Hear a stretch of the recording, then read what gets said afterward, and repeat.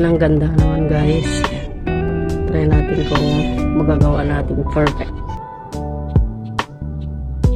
Wala po tayong magiging guys.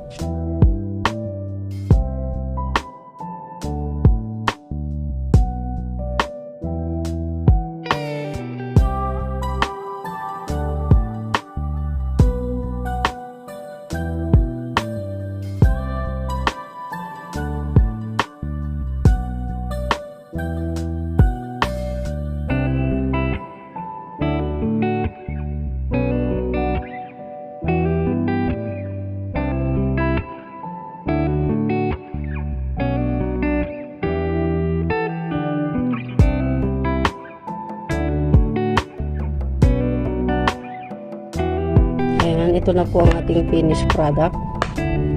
Ayan.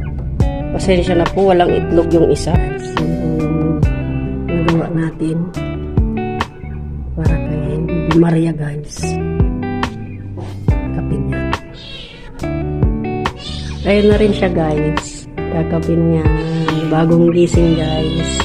Ang ingay ng pusa. Para sa kanya po yan. Ang ganda niya pag bagong gising guys. Oh. Sana all.